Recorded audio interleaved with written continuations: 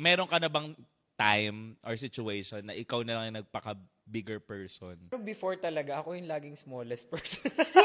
Ha? Hindi. Ibig ko sabihin siguro, before, alam ko, Okay. kung babalikan ko, sabi ko, ay, napaka-immature nung Ian before.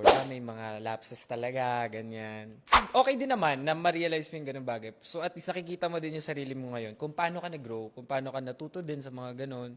So, kung ngayon ako tatanungin niya ng ganyan, medyo nakaka-bigger person na tayo sa mga tight situations kahit pa That's what paano. you call character development. Develop. Kasi mas okay yung tao na, halimbawa, nagkamali ka and you accept it.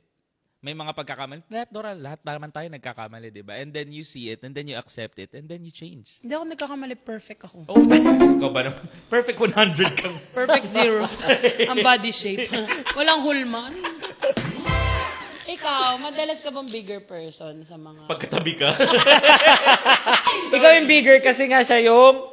biggest?